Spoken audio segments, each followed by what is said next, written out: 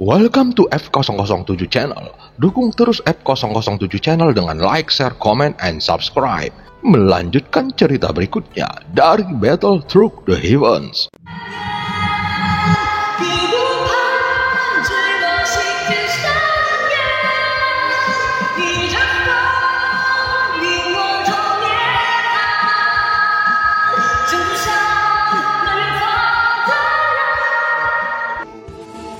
Selamat beraktivitas dan terima kasih atas dukungannya selama ini. Semoga semua sobat F007 selalu diberikan kesehatan dan rezeki yang berlimpah. Amin ya robbal alamin. Pada part sebelumnya, langkah pertama dari 7 langkah dewa pembunuh dihancurkan Ning Yao, sehingga Xiaoyan bermaksud menggunakan kekuatan tubuh fantasi Dewa Emas. Namun saat mengetahui Xiaoyan meragukan kekuatannya, Jin Huanzhen langsung marah kepadanya. Dia merasa Xiaoyan meremehkan seni bela diri miliknya. Segera Xiaoyan memperbesar tubuhnya dan menghancurkan ular piton beracun. Setelah itu, Ning Yao tampak terlempar ke belakang dengan garis darah yang mengalir di sudut mulutnya. Saat ini Ning Yao menggerakkan kedua tangannya membentuk segel lalu perlahan merentangkan ujung jarinya. Sementara itu, seluruh tubuhnya tampak gemetar dan ada sebuah jarum beracun yang muncul di tengah telapak tangannya. Menghadapi serangan Xiaoyan yang menderu, Ning Yao mengangkat tangannya dan melambaikan jarum beracun itu. Saat jarum beracun mendekat, tampak angin puyuh hijau dari gas beracun yang muncul di sekitarnya. Jarum beracun itu sendiri berputar dengan cepat dan langsung menuju ke arah Xiaoyan. Tepat setelah Ning Yao melemparkan jarum beracunnya, Xiaoyan segera bergerak untuk menghindarinya. Namun dia merasakan perubahan halus yang terjadi di tubuhnya. Dia jelas sudah keluar dari gumpalan gas beracun, tetapi pada saat ini efek pil detoksifikasi di tubuhnya langsung bekerja dengan liar. Hal ini menunjukkan bahwa racun yang kuat diam-diam memasuki tubuhnya. Saat ini dia tidak bisa membuang waktu lagi dan harus menyelesaikannya dalam waktu sesingkat mungkin. Dia segera memutar tubuhnya dan terus menghindari jarum beracun. Namun itu adalah momen yang tepat bagi Ning Yao untuk memasukkan racun yang tak terlihat ke dalam tubuhnya. Segera, Xiaoyan mengambil pil detoksifikasi lagi dan melemparkannya ke dalam mulutnya. Tetapi dia tidak langsung menelannya. Tentu saja, dia harus mengambil semua tindakan pencegahan. Saat jarum beracun itu terbang melewatinya, Xiaoyan mengepalkan tangannya pada penguasa berat Suan dan segera guntur melonjak di atas bilahnya. Meskipun kekuatan guntur yang dimiliki Xiaoyan tidak sekuat bom apinya, namun tetap saja sangat kuat. Kekuatan teknik Qian Qiu didasarkan pada energi pedang, tetapi penguasa berat Suan Xiaoyan justru sebaliknya. Kemudian, cahaya merah yang mengandung guntur dan tampak seperti naga segera naik ke langit. Ketika Ning Yao melihat ini, dia mengangkat tangannya dan seketika kalajengking merah muncul. Tentu saja ini sangat beracun dan binatang ini merupakan racun yang diubah oleh Ning Yao. Kemudian dia melambaikan tangannya dan kalajengking beracun itu terbang keluar hingga ratusan kaki menuju ke arah Xiaoyan. Naga merah, metode ini terlalu lemah. Mungkinkah dia masih menguji hal yang belum diketahuinya? Mata Ning Yao sedikit menyipit, seolah-olah sedang menghadapi keterampilan bertarung tingkat kuno yang ditampilkan oleh Xiaoyan. Namun dia merasa itu sangat rentan di matanya. Faktanya, gerakan yang dilakukan Xiaoyan hanyalah gerakan acak. Tentu saja, apa yang dia lakukan tidak cukup untuk ditanggapi dengan serius oleh Ning Yao. Saat berikutnya, Ning Yao sekali lagi melambaikan tangannya ke udara dan seekor ular piton beracun tampak bergerak di sekitar Ning Yao. dia tidak berhenti menciptakan makhluk lainnya, dan sepertinya makhluk ini dapat dibuatnya dari udara tipis hanya dengan gerakan pikirannya. Segera kalajengking beracun, ular piton beracun, katak beracun, dan laba-laba beracun mengaum ke arah Xiaoyan. Saat melihat ini, Xiaoyan sedikit mengerinyit karena saat dia meledakkan kalajengking beracun, itu langsung berubah menjadi kabut beracun dan menyebar. Sementara itu, Zhonggu dan yang lainnya sekali lagi terpaksa terus mengungsi ke kejauhan, dan udara yang mengandung racun menyebar ke sekitarnya. Meskipun tempat ini dikelilingi oleh gas beracun sepanjang tahun dan tanamannya sendiri mengandung zat yang sangat beracun, namun masih ada tanaman yang hidup, dan itu mengisyaratkan ada kekuatan maupun kelemahan dalam racun. Ketika kabut beracun yang dikeluarkan memenuhi udara, maka tanaman di sekitarnya dengan cepat layu, seolah-olah telah terkorosi dengan parah. Xiaoyan segera mundur sambil mengatupkan giginya. Tampak matanya menunjukkan tekad yang kuat. Melihat serangannya barusan dihancurkan, Xiaoyan tiba-tiba membentuk kembali 7 langkah dewa pembunuh, dan itu bergerak secara horizontal ke arah kelompok binatang beracun. Saat berikutnya, segala jenis binatang beracun akhirnya meledak di bawah kakinya. Xiaoyan merasa jijik saat melihat racun-racun ini. Membunuh mereka bukanlah masalah, namun jika membiarkan mereka juga bukan masalah yang sederhana.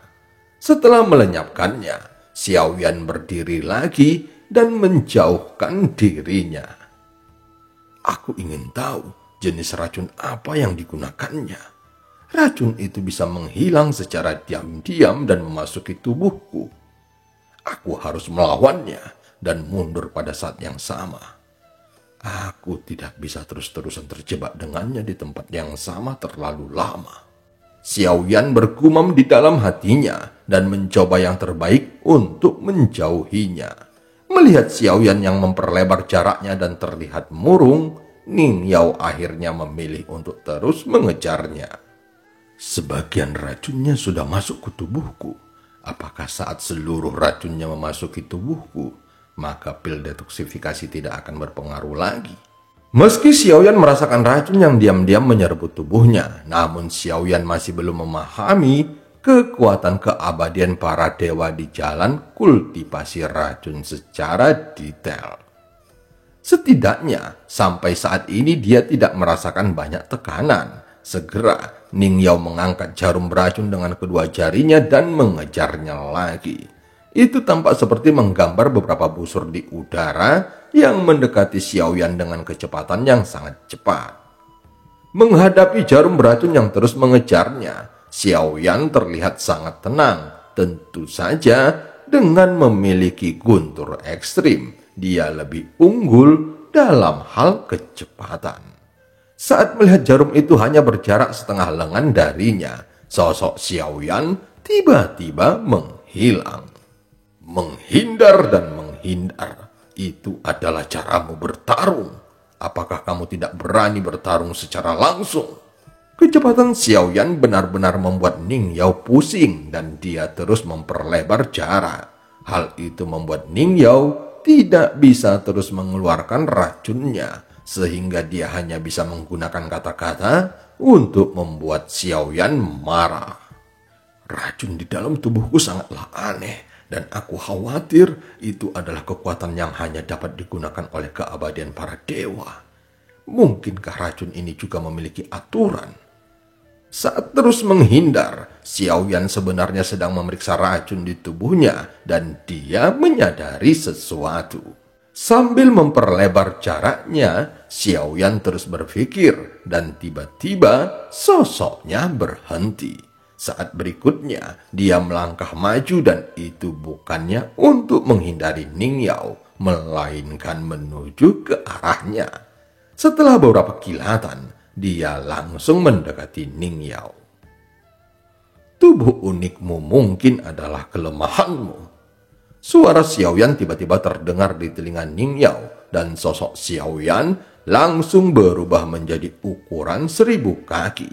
Seketika, Ning Yao terlihat seperti semut di depannya, dan tinjunya yang seperti gunung langsung menghantam Ning Yao. Dengan suara teredam, sosok Ning Yao dibombardir oleh tinjunya hingga terlempar ke tanah. Ning Yao mencoba menstabilkan tubuhnya sambil mengeluarkan seteguk besar darah. Namun tepat ketika hendak menyentuh tanah dengan tinjunya, dia tiba-tiba berubah menjadi katak beracun yang meledak dengan suara gemuruh yang sangat keras. Faktanya, sosok Ning Yao sebenarnya muncul di tempat lain. Namun seluruh sosoknya mundur terhuyung-huyung ke belakang, dan dia juga mengeluarkan seteguk darah. Bahkan dengan teknik teleportasi dan mengganti tubuh, Ning Yao masih mengalami banyak kerugian. Saat ini tubuhnya penuh luka dan organ dalamnya juga mengalami kerusakan yang parah. Inilah saatnya. Sepertinya kamu juga menunggu momen ini. Ning Yao berkata dengan penuh kebanggaan di wajahnya. Terlihat tubuh Xiaoyan tiba-tiba berubah menjadi biru keunguan. Sampai saat ini, dia tidak tahu bagaimana cara racunnya memasuki tubuhnya. Namun sekarang dia merasa racun di tubuhnya tiba-tiba meledak. Sebagian besar racun ini berasal dari katak beracun yang kuciptakan, dan itu mengandung kekuatan aturan. Jika katak beracun memasuki tubuhmu, mungkin tubuhmu akan hancur berkeping-keping, atau setidaknya menyebabkan kerusakan pada pertahanan tubuh fisikmu. Aku sudah mengatakannya sebelumnya. Meskipun aku mati hari ini, aku akan tetap mengambil kulitmu. Meskipun keadaannya juga tampak menyedihkan saat ini, namun dia tetap berpegang pada tekadnya dan sudah siap mati saat melawan Xiaoyan.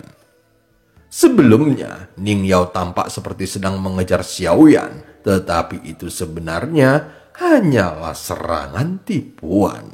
Faktanya, dia sedang menunggu serangan balik dari Xiaoyan. Hanya dengan cara ini, dia bisa mendapatkan kesempatan untuk memasukkan racun ke dalam tubuh Xiaoyan. Tetapi melihat kenyataan dia juga terluka parah, sepertinya dia juga menyadari tidak bisa membunuh Xiaoyan, dan dia hanya ingin berjuang keras lalu membuat Xiaoyan membayar mahal. Saat ini, tubuh Xiaoyan sudah menembak ke belakang sambil memuntahkan seteguk darah. Segera dia mengunyah pil detoksifikasi yang sudah ada di mulutnya. Namun Xiaoyan masih merasakan kekuatan racun di tubuhnya sangat kuat. Segera Xiaoyan mengeluarkan pil detoksifikasi lagi dan langsung melemparkannya ke dalam mulutnya. Dan cerita pun berakhir. Sampai ketemu di part selanjutnya.